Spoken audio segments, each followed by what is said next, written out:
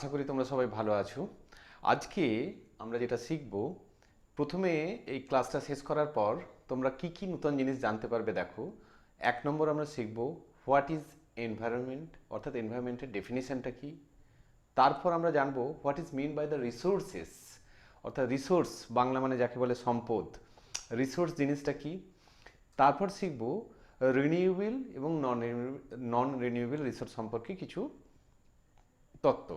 এখন ঘটনা হচ্ছে এগুলো আলোচনা করতে গিয়ে ইন অ্যাডিশন টু দ্যাট আরও দু একটা জিনিস শিখবো, যেমন রিসোর্স রিলেটেড একটা জিনিস হচ্ছে রেজিস্ট্যান্স। সে রেজিস্ট্যান্স জাস্ট রিসোর্সের অপোজিট, রেজিস্ট্যান্স সম্পর্কে কিছু জিনিস শিখবো। আর একটু আলোচনা করব ডাইনামিক ইকুইলিব্রিয়াম নিয়ে। তাহলেই আজকের আলোচনা আমাদের শেষ হয়ে যাবে। তো চলো এই কটা জিনিস আমাদের শিখে নেওয়া যাক। আমাদের উদ্দেশ্য থাকবে পরীক্ষা কেন্দ্রিক, কিন্তু সেই পরীক্ষা কেন্দ্রিক চর্চা করতে গিয়েই আমরা নতুন কিছু শিখেও নেব। এখন আমি ডক্টর তিয়াত্তো, তোমরা জানো, আর বলতে চাচ্ছি না। ঠিক আছে, এখন সরাসরি বিষয়ে চলে আসি। এনভায়রনমেন্টাল সায়েন্স শুরু করছি, তাহলে প্রথমেই আমাদের জানা দরকার এই শব্দটার উৎপত্তি কোথা থেকে। অ্যাকচুয়ালি একটা ফ্রেঞ্চ ওয়ার্ড এনভায়র, তোমরা জানো ফরাসি শব্দগুলো ওই চন্দ্রবিন্দু থাকে শেষের দিকে সবসময়ই। এনভায়র মানে আমরা যাকে বলছি এনভায়রন আর কি, মানে সারাউন্ডিং। সেই কথা থেকেই এনভায়রনমেন্ট এই শব্দ, ইংরেজি শব্দের উৎপত্তি। তার মানে এর মধ্যেই লুকিয়ে আছে এর ডেফিনেশনটা। আমাদের চতুষ্পার্শ্বে যত কিছু দেখছি সেইটাই হচ্ছে অ্যাকচুয়ালি এনভায়রনমেন্ট। তাহলে এনভায়রনমেন্টের ডেফিনেশনটা কি দিতে পারি আমরা, কিন্তু পরীক্ষায় যদি পড়ে একটু ভদ্রস্থ ডেফিনেশন দিতে হবে খুব স্বাভাবিকভাবেই। তখন তোমরা লিখবে actually all physical, chemical, biological parameters, এইভাবে বলতে পারো, অথবা অন্য ভাষায় বলতে পারো all living or non living parameters বা factors which affects an organism. অর্গানিজমটা যে কেউ হতে পারে, পার্টিকুলার কোনো অ্যানিম্যাল, পার্টিকুলার কোনো প্ল্যান্ট বা হিউম্যান বিং বা অ্যান ইন্ডিভিজুয়াল, যে কোনো হতে পারে, তার রেসপেক্টে এনভায়রনমেন্ট। অন্য বাকি সব কিছু এনভায়রনমেন্ট, বাকি তাকে বাদ দিয়ে বাকি চতুষ্পার্শ্বস্থ সব কিছু হচ্ছে অল লিভিং আর নন লিভিং থিংস হচ্ছে এনভায়রনমেন্ট, এভরিথিং তাকে বাদ দিয়ে। ওকে, তাহলে যাই হোক, আমাদের ডেফিনেশনটা যদি আমাদের পরীক্ষার জন্য করে তৈরি করতে হয়, ডেফিনেশনটা লিখবে এইভাবে: all living and non living factors which surrounds an organism, মানে একটা অর্গানিজমের চারদিক দিকে আছে, তাহলে শব্দটার উৎপত্তির সঙ্গে একটা সঙ্গতি থাকলো। And affects is form and survival is called the environment with respect to that organism. অর্থাৎ ওই অর্গানিজমের সাপেক্ষে তাহলে আমরা এইভাবে লিভিং আর নন লিভিং যত রকম প্যারামিটার্স আছে, যেটা অ্যাকচুয়ালি ডিকটেট করবে যে পার্টিকুলার কেমন ফর্ম হবে সেই অর্গানিজমটার আর তার সার্ভাইভালকে, অর্থাৎ সে কীভাবে বেঁচে থাকবে, সেই টোটাল সমষ্টিটাকেই, লিভিং আর নন লিভিং ফ্যাক্টরের সমষ্টিটাকেই আমরা বলবো এনভায়রনমেন্ট। এখন কেমন এই ফর্ম আর এই জায়গাটা তোমাদের বুঝতে একটু অসুবিধা হলে ভাবো, গ্রামে মানুষ যেভাবে বাস করে, গ্রামের এনভায়রনমেন্ট অনুযায়ী সে কিন্তু বাস করে, অর্থাৎ তার সার্ভাইভাল এবং ফর্ম অফ লিভিং একরকম। আর শহরের মানুষ একরকম, আবার মানুষ যদি জঙ্গলে বসবাস করে তার একরকম। তেমনি প্রত্যেকটা অর্গানিজম যদি আমরা চিন্তা করি, ধরো আমি পোলার বিয়ার, তার কালারটা কেমন, সাদা রঙের, কিন্তু অন্যান্য বিয়ার তার রঙটা কালো রঙের। এখন তার মানে কে কেমন, তার পার্টিকুলার ফর্মটা কেমন হবে, সে দেখতে শেপ কেমন হবে, সে দেখতে কেমন হবে, তার আচার আচরণ কেমন হবে, সেটা কিন্তু পুরোপুরি গভর্ন করে, পুরোপুরি মানে নির্ভর করে সেই অঞ্চলের এনভায়রনমেন্ট বা চতুষ্পার্শ্বস্থ মানে কি বলবো, লিভিং আর নন লিভিং যত প্যারামিটার আছে তার উপর। ওকে, তাহলে এটা হচ্ছে ক্লাসিক্যাল ডেফিনেশন অফ এনভায়রনমেন্ট। আমরা বলতে পারো যে ডেফিনেশন অফ এনভায়রনমেন্ট আমরা কি তাহলে বলছি, যে all the living and non living parameters, all the livings and non living factors which surrounds an organism and affect its form and survival is called the environment. Okay, আর আরও ভালো হয় যদি এই কথাটা বলে দাও with respect to that organism. তাহলে আমরা এনভায়রনমেন্টের যে ক্লাসিক্যাল ডেফিনেশন সেটা এখন শিখে নিলাম। এবার চলো, এবার হচ্ছে সৃষ্টির সেই আদি যুগ থেকেই এনভায়রনমেন্ট কিন্তু চেঞ্জ হয়ে হয়ে চলছে।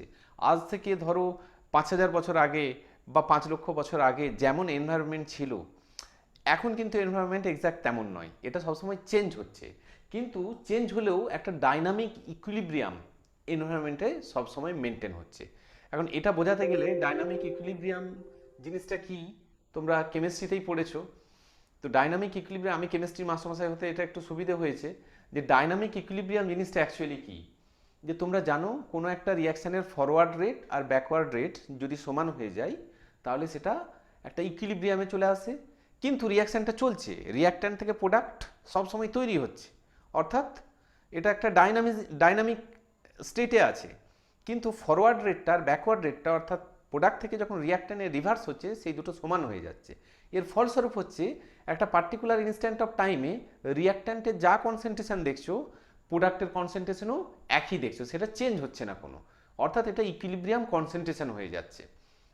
এইটাকে যদি আমি, তার মানে ইকুইলিব্রিয়াম জিনিসটা কি, এটা একটা ব্যালেন্সিং কন্ডিশন, তাই না? Balancing condition. আমি অ্যাকচুয়ালি তোমাদের যেটা পড়াতে চাচ্ছি এই মুহূর্তে, বলতে চাচ্ছি একটা স্টেটমেন্ট বলতে চাচ্ছি। একটা স্টেটমেন্টটা হচ্ছে এইরকম যে এনভায়রনমেন্ট, এই স্টেটমেন্টটা তোমাদের বোঝাতে চাচ্ছি, যেটা ইম্পর্টেন্ট একটা environment, our environment is always in a state of dynamic equilibrium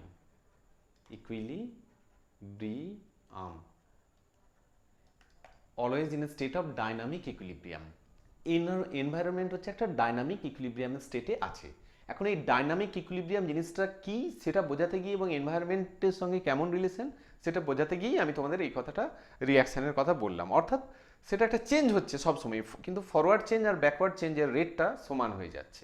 ওকে, তো আমাদের এনভায়রনমেন্টেও তুমি যা খুশি এইরকম ডাইনামিক ইকুইলিব্রিয়াম কিন্তু সবসময় চলছে।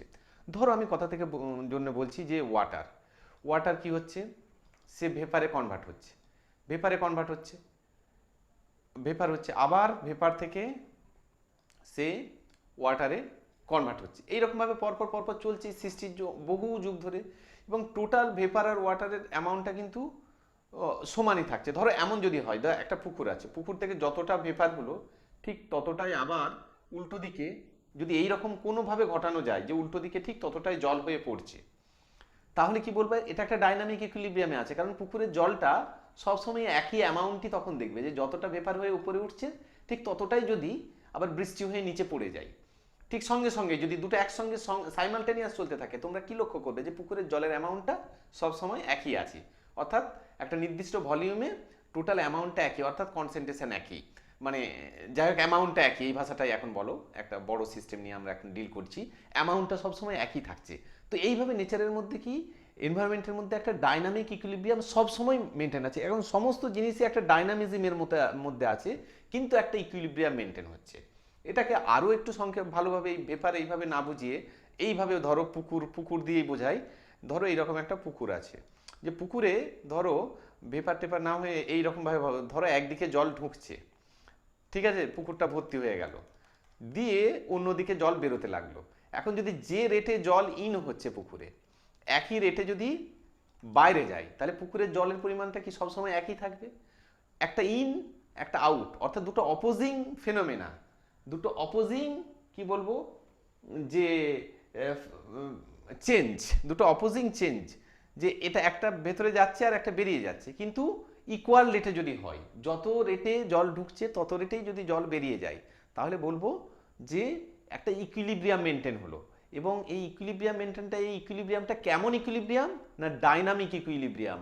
কেন ডাইনামিক ইকুইলিব্রিয়াম না এখানে মোশনে আছে, পার্টিকেলগুলো সব মোশনে আছে, সেই কারণে এটা একটা ডাইনামিক ইকুইলিব্রিয়াম। তো এনভায়রনমেন্ট এইরকমই একটা স্টেট অফ ডাইনামিক ইকুইলিব্রিয়ামে সবসময় আছে।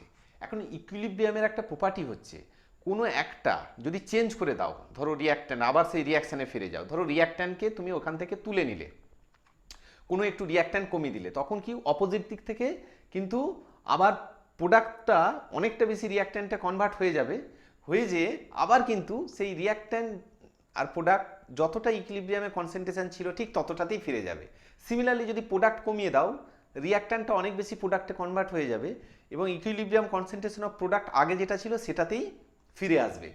এনভায়রনমেন্টেও এইরকম, যদি কোনো একটা প্যারামিটার, যতগুলো প্যারামিটার এই ইকুইলিব্রিয়ামকে মেনটেন করছে, কোনো একটা প্যারামিটারকে যদি অনেক চেঞ্জ করে দাও, অন্য প্যারামিটার কিন্তু তখন চেঞ্জ হতে থাকবে, চেঞ্জ হয়ে সেই ইকুইলিব্রিয়াম অবস্থাটা বজায় রাখার চেষ্টা করবে। এখন এই চেঞ্জের সময় খুব ইম্পর্টেন্ট কথা, এই যে যখন চেঞ্জগুলো হবে, বিরাট বড় বড় চেঞ্জ, ধরো প্রচণ্ড ফ্লাড হয়েছে, মানে প্রচণ্ড বন্যা হয়েছে, প্রচণ্ড খরা হয়েছে, একটা ভীষণ কি বলবো যে সাইক্লোন হয়েছে, এই রকম বড় বড় চেঞ্জ হচ্ছে, এই চেঞ্জগুলোর সঙ্গে যে particular organism which cannot cope with this kind of change, যারা চেঞ্জ নিজেদের মানে এই চেঞ্জের সঙ্গে কোপ মানিয়ে নিতে পারবে না, they will get extinct. They will either get extinct or they will be on the verge of extinct. মানে আমি বলতে চাচ্ছি, হয় তারা বিলুপ্ত হয়ে যাবে, আর নয় তারা বিলুপ্তির প্রায় কিনারায় গিয়ে হাজির হয়ে যাবে। মানে যে চেঞ্জগুলো হচ্ছে নেচারের, সেই চেঞ্জের সঙ্গে আমাদেরকে মানিয়ে নিতে হবে। ধরো আমি বললাম হিমালয়ের বরফ গলে গেল, তো সেই গলে যাওয়াটাকে মানে একটা মারাত্মক চেঞ্জ, সেইটাকে যদি আমরা মানিয়ে নিতে না পারি তাহলে আমরা বিলুপ্ত হয়ে যাব। আর যদি মানিয়ে নিতে, যে অর্গানিজমগুলো সেটা মানিয়ে নিতে পারবে, তারা সেইটাকে তারা কিন্তু বেঁচে থাকতে পারবে। সুতরাং এই জন্যই বলছি, এই জেনে রাখা দরকার, এনভায়রনমেন্ট একটা ডাইনামিক ইকুইলিব্রিয়ামে আছে, কোনো একটা প্যারামিটার চেঞ্জ হলে অন্য প্যারামিটারও চেঞ্জ হতে থাকবে। এই মারাত্মক চেঞ্জগুলোর সময় একটা চেঞ্জ হচ্ছে, অন্যটা চেঞ্জ হচ্ছে, এইরকম এই চেঞ্জেস যে মানে সিরিজ অফ চেঞ্জ হচ্ছে, এই চেঞ্জগুলোর সঙ্গে যারা মানিয়ে নিতে পারবে, একদম আমি লিখে দিই একটা অন্য কালার দিয়ে, those which cannot cope with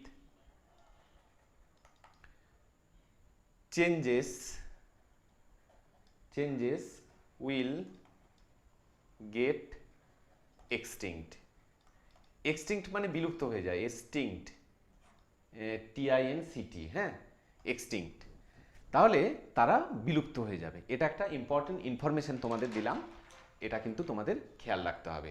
অর্থাৎ আমাদের নেচারকে প্রোটেক্ট করতে হবে। এখন ন্যাচারাল যে চেঞ্জগুলো সেগুলো তো আমরা করতে পারবো না, কিন্তু ম্যানমেড অনেক চেঞ্জ আছে যেখানে এই এনভায়রনমেন্টাল ইকুইলিব্রিয়াম ডিস্টার্ব হয়ে যায়, এই ডাইনামিক ইকুইলিব্রিয়াম ডিস্টার্ব হয়ে যায়, ম্যানমেড অনেক চেঞ্জ আমরা করে ফেলি, এবং তার অ্যাডভার্স এফেক্টটা এমনভাবে আসে যে সেই এফেক্টটা কিন্তু আমাদের অনেক ক্ষতি সাধন করে দিতে পারে। এই বিষয়ে আমাদের অনেক অ্যাওয়ার হতে হবে, আমাদের সচেতন হতে হবে। দাঁড়াও এটাকে মুছে দিয়ে একটু ইরেজ করে দিই, তারপর আমি নেক্সট একটা বিষয়ে, বেশি সময় তোমাদের নেব না, আমি জানি তোমরা তোমাদের হচ্ছে মার্কস পাওয়া প্রথম টার্গেট, আর এনভায়রনমেন্ট তোমরা জোর করে পড়ছো, কিন্তু এই পড়তে পড়তে কিছু ইম্পর্টেন্ট জিনিস আমরা শিখে নেব এখানে। তাহলে এখন চলো, আমাদের যেটা উদ্দেশ্য পরীক্ষার জন্য ইম্পর্টেন্ট, সেটা হচ্ছে রিসোর্স জিনিসটা সম্পর্কে একটু শিখে নিই। এখন রিসোর্স কি, রিসোর্সের ডেফিনিশনটা কিন্তু এই ওয়ার্ডের মধ্যেই লোকানো আছে, সোর্স। এই সোর্সের মানেই, রিসোর্স হচ্ছে কি এক ধরনের সোর্স। আরও যদি একটু ভদ্রস্থ ডেফিনেশন দিই, এটা এমন একটা সোর্স, যেই সোর্সটা মানুষের চাহিদা, মানুষ বা সোসাইটির, মানে একদম অ্যাজ এ হোল কোনো ইন্ডিভিজুয়াল, কোনো পার্টিকুলার ইন্ডিভিজুয়াল হতে পারে, বা অ্যাজ এ হোল কোনো সোসাইটি হতে পারে, তার যেটা নিড বা ডিমান্ড সেই সোর্সটা মেটাবে। সেই সোর্সটা হতে পারে কি ওয়াটার, সেই সোর্সটা হতে পারে এয়ার, সেই সোর্সটা হতে পারে কি বলবো যে ধরো সয়েল এনার্জি, আজকে পেট্রোল ডিজেল থেকে শুরু করে বিভিন্ন রকম হতে পারে সোর্স। আর আরও হতে পারে সাম অ্যাবস্ট্রাক্ট সোর্স, যে সোর্সকে দেখা যায় না, এই রকম সোর্স, যেমন ধরো নলেজ, সেই সোর্স, সেটাও একটা important resource. Knowledge is also important resource. এখন এই নলেজ, এই diesel, petrol, solar energy, water, soil, plant, animal, সবাই হচ্ছে রিসোর্স। এইগুলোকে যদি আমি এক জায়গায় করি, তাহলে ডেফিনেশনটা নলেজ আর প্ল্যান্ট, অ্যানিম্যাল, এগুলো সবাই রিসোর্স বলছি, তাহলে এক জায়গায় যদি সবাইকে আনি, তাহলে কিভাবে রিসোর্সকে ডিফাইন করতে পারি? তাহলে আমরা বলতে পারি এইভাবে, রিসোর্স, এই ডেফিনিশনটা তোমরা কিন্তু, আমি এই যে আমি খাতা লিখছি এখানে, তোমরা সাইড বাই সাইড খাতায় লিখে নাও, পরীক্ষার সময় এই খাতাটা পড়লেই যথেষ্ট। তাহলে resource is a source or means, হ্যাঁ, মানে এটা মিনস মানে কি, একটা উপায়, মিনস না বলে একটা বলছি যখন, মিন একটা উপায়, কি মিন মানে উপায়, research source or mean which meet the demand of an individual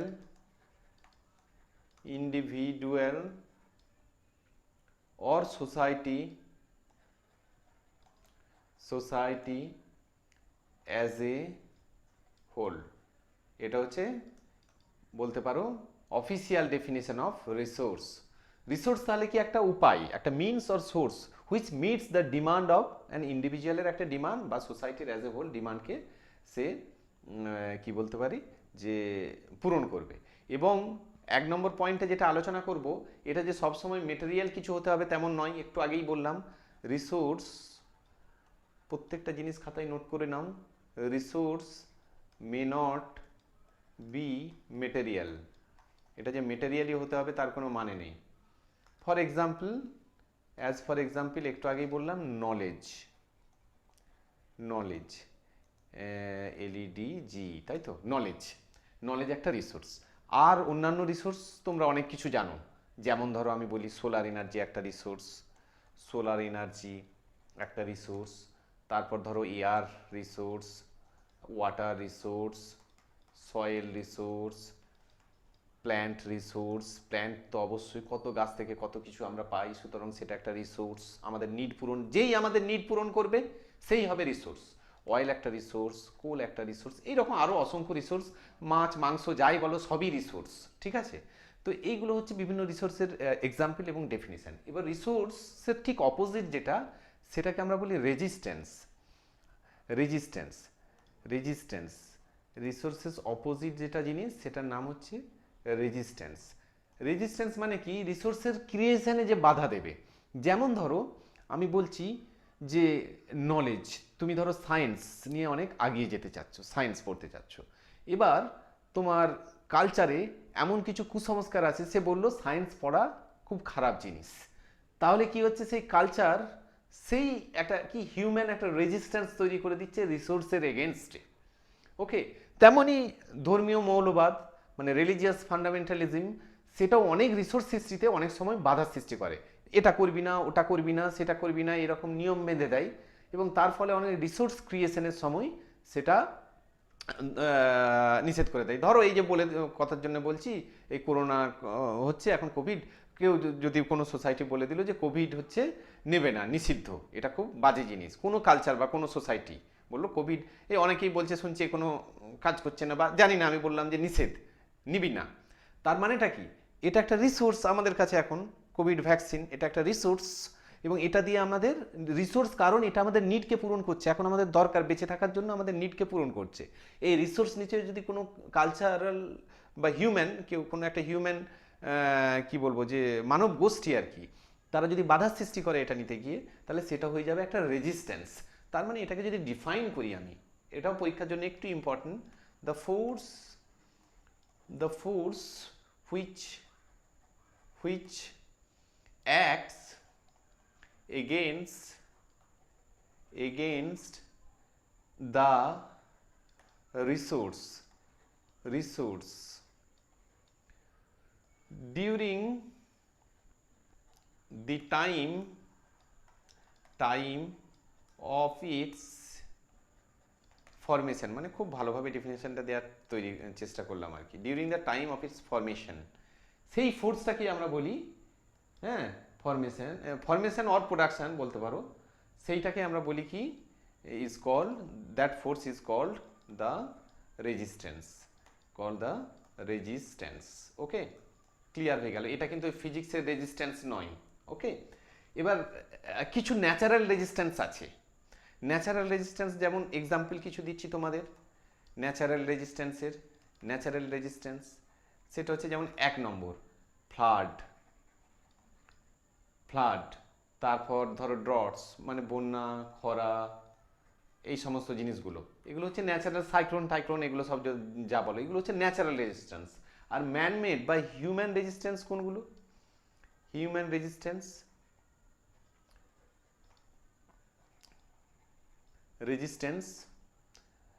সেটা হচ্ছে যেমন হচ্ছে বললাম যে ওই সুপারস্টিশন, বিভিন্ন রকম কুসংস্কার,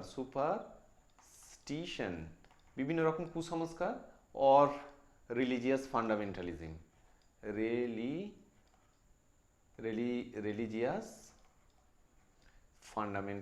ধর্মীয় মৌলবাদ, ফান্ডামেন্টালিজম, এগুলো সব হচ্ছে এক একটা রেজিস্ট্যান্স। এবার এই রেজিস্ট্যান্স আর রিসোর্সের মাঝামাঝিও একটা আছে, সেগুলোকে বলে নিউট্রাল স্টাফ। সেটার নাম হচ্ছে নিউট্রাল, সেটার নাম হচ্ছে নিউট্রাল, কি বললাম, নিউট্রাল স্টাফ।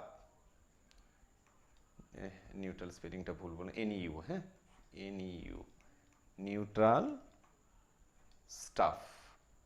নিউট্রাল স্টাফ মানে যেটা হচ্ছে রেজিস্ট্যান্স আর কি বলবো, রিসোর্সের মাঝামাঝি, যারা রিসোর্সও নয় রেজিস্ট্যান্সও নয়, অর্থাৎ তার কোনো আমাদের ক্ষতিও করবে না, আমাদের মানে উপকারও মানে কাজেও লাগছে না, আর কোনো ক্ষতিও করছে না।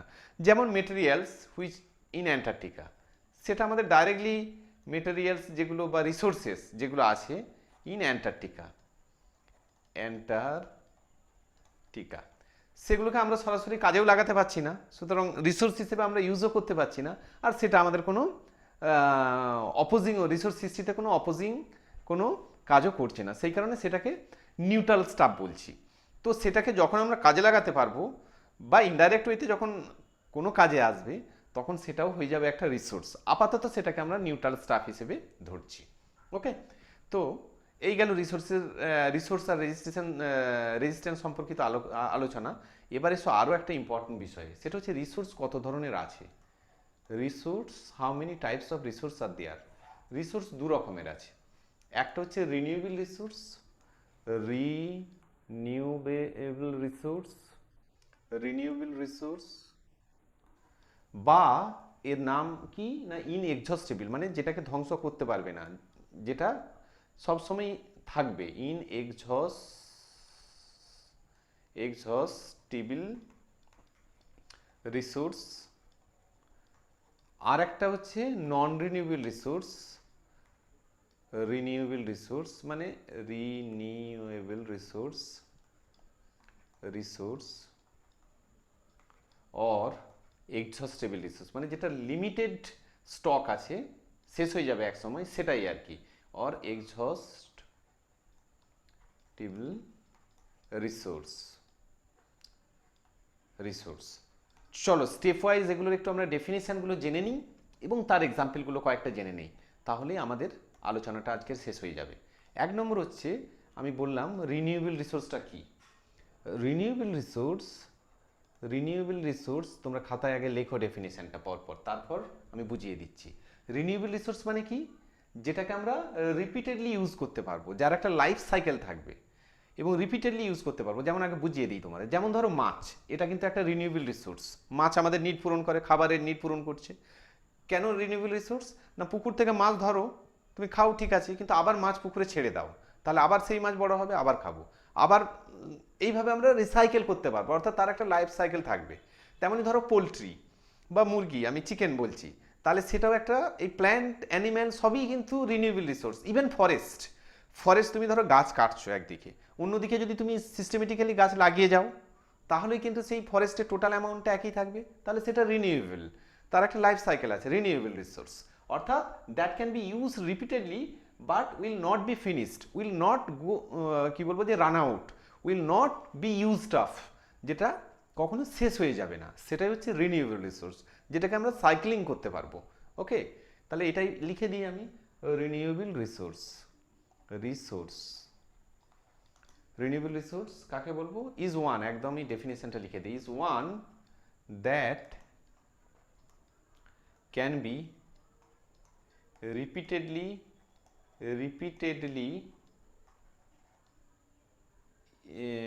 that can be repeatedly used but will not be used up বা will not be finished, যেটা শেষ হয়ে যাবে না, finished up, will not be finished up, একদমই, because it is naturally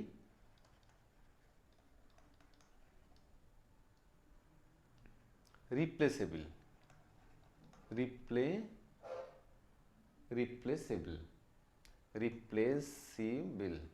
okay, কারণ এটা ন্যাচারালি রিপ্লেস করা যাবে। যেমন এক্সাম্পল, অনেক এক্সাম্পলের আছে। ফর এক্সাম্পল আমি এইভাবে বলি যে প্ল্যান্ট, যে কোনো গাছ, তাকে ধরো কাটলে আবার লাগালে তাহলে রিপ্লেসেবল, সুতরাং এটা হচ্ছে একটা renewable source of resource. Animal, যে কোনো অ্যানিমেল। তারপর ধরো ওই যে বললাম পোলট্রি, এটা বুঝতে তোমাদের সুবিধা হবে তাই এক্সাম্পলটা দিলাম। আচ্ছা, তারপর ফরেস্ট, এগুলো কি সব রিনিউয়েবল রিসোর্সের এক্সাম্পল। তারপর water, air, solar energy, tidal energy, wind energy, যত রকম আছে, উইন্ড ইটিসি আমি লিখে দিলাম। হ্যাঁ, ইটিসি তোমরা গুগল সার্চ করলে আরও অনেক এক্সাম্পল পাবে। এইগুলো হচ্ছে সব example of renewable resource. Clear? এবার রিনিউয়েবল রিসোর্স আবার দুরকম হতে পারে। এক হচ্ছে যে কনভেনশনাল টাইপ, কিছু এখানে এক্সাম্পল মনে রাখো তাহলেই হবে। অর্থাৎ যেগুলো আমরা সচরাচর ইউজ করি, কনভেনশনাল টাইপ ইউজ করি। আর একটা আছে নন কনভেনশনাল, মানে সচরাচর যেগুলো আমাদের এখনো ইউজ আমরা করতে শিখিনি বা করি না। যেমন কনভেনশনাল টাইপ কোনগুলো, যেমন ধরো এইরকম ওয়াটার, এটা খুব ইউজ করি আমরা। ধরো ক্রপ মানে ফসল, সেটা একটা রিসোর্স ইউজ করি। প্ল্যান্ট ইউজ করি, ইটিসি, গাছগাছরা তো সবসময় ইউজ করে চলেছি। আর নন কনভেনশনাল টাইপ কোনগুলো, নন conventional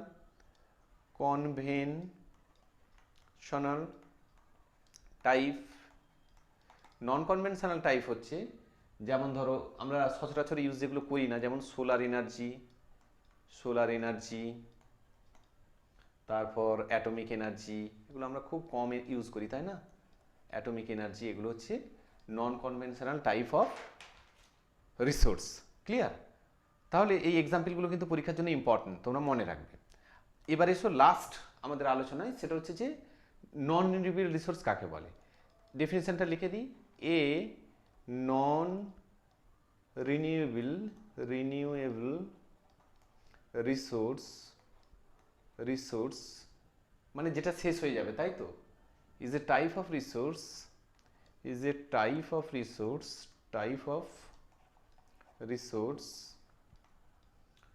which cannot be replaced, এটাই সবচেয়ে বড় কথা, which cannot be replaced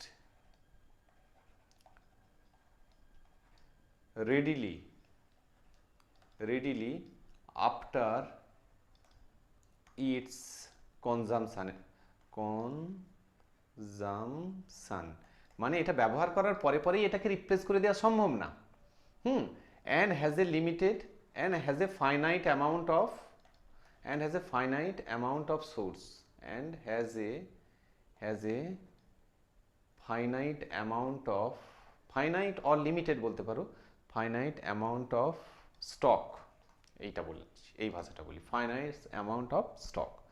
তার মানে তুমি ভাবো, যেমন ধরো আমি বলছি যে পেট্রোল মানে যে অয়েল থেকে, ন্যাচারাল অয়েল থেকে যে পেট্রোলকে তোমরা পরিশোধন করে পাচ্ছ, পেট্রোলটা ইউজ করার সঙ্গে সঙ্গেই কিন্তু পেট্রোলটা তৈরি করে দেওয়া সম্ভব না। এর সঙ্গে পুকুরের মাছের তুলনা করো, মাছকে কিন্তু সবসময় আবার নতুন মাছ করে নেওয়া সম্ভব, মানে সেটা রিনিউয়েবল ছিল। আর এটা কিন্তু রিনিউয়েবল না, কারণ ওই পেট্রোল বা কয়লা, একটা ধরো কোল, মানে এক্সাম্পলগুলো দিই। ফর এক্সাম্পল যে কোল হতে কি বিলিয়নস ইয়ার সময় লাগে, অনেক সময় লাগে। তাহলে কনজামশনের রেটটা কিন্তু অনেক বেশি, যে কনজিউম করে নেওয়ার সঙ্গে সঙ্গে যেটা নতুন করে তৈরি হয়ে যাবে তা না। সুতরাং এই ফসিল ফুয়েল লাইক কোল, অয়েল, এগুলো হচ্ছে কি বলি আমরা ফসিল ফুয়েল, তাই তো? ফসিল ফুয়েল, এই ফসিল ফুয়েল লাইক কোল, অয়েল, এই সমস্ত হচ্ছে কি example of non renewable resource, এবং এদের হচ্ছে লিমিটেড সোর্স। এটাও একটা সবসময় টার্মটা মনে রাখবে, এদের হচ্ছে লিমিটেড অ্যামাউন্ট আছে, সবসময় লিমিটেড, মানে ফাইনাইট অ্যামাউন্ট মানে লিমিটেড অ্যামাউন্ট আছে।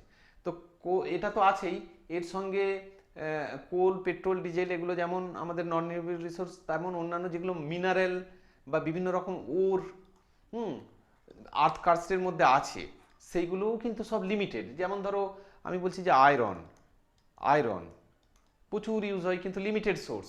Iron, copper, zinc, manganese, aluminium, এই আর কি, এই ধরনের জিনিসগুলো যেগুলো ওর থেকে পাওয়া যাচ্ছে, আর্থ, মানে আমি বলতে চাচ্ছি যে আর্থ কাস্ট থেকে ওর হিসেবে পাওয়া যাচ্ছে, সেইগুলো সবই হচ্ছে example of non renewable resource. শুধু তাই না, ইভেন সয়েলও হচ্ছে একটা নন রিনিউয়েবল রিসোর্স। সয়েল তো একটা বিরাট বড় রিসোর্স, তুমি বুঝতেই পারছো, কারণ মাটি থেকে আমাদের কি পুরো এগ্রিকালচার ডিপেন্ড করে আছে, বাড়ি তৈরি করছি, ঘর তৈরি করছি, সুতরাং মাটি একটা বিরাট বড় সম্পদ। রিসোর্স মানে সম্পদ, তাহলে একটা সম্পদ রিসোর্স। বাট এই সয়েল কিন্তু ডিগ্রেড করে যায়, যদি সয়েলের কোয়ালিটি ডাউন হয়, ধরো এমন ডাউন হলো সেখানে আর কোনো ফসলই হচ্ছে না, তাহলে তখন এই জন্যই সয়েল হচ্ছে কিন্তু নন রিনিউয়েবল একটা রিসোর্স। সয়েলকেও আমাদের কিন্তু খুব সাবধানে ইউজ করতে হবে, ওকে, ফর ফিউচার জেনারেশনের কথা মাথায় রেখে। এই জন্যই সাস্টেনেবল ডেভেলপমেন্টের কথা বলা হচ্ছে। সাস্টেনেবল ডেভেলপমেন্ট মানে এমন টাইপের development which will fulfil your need of the present generation without hampering the need of the future generation.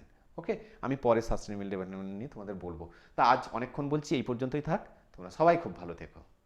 তোমাদের লেকচারটি যদি ভালো লেগে থাকে তবে অবশ্যই শেয়ার করবে বন্ধুদের সঙ্গে এবং সাবস্ক্রাইব করবে চ্যানেলটি, এবং নিচের ডেসক্রিপশানে লিঙ্ক দেওয়া chemistryguider.com এই সাইটটি ভিজিট করবে, যেখানে অ্যাডিশনালি তোমরা স্টাডি মেটেরিয়াল এবং অ্যাসাইনমেন্ট সহ অন্যান্য অনেক কিছু পাবে।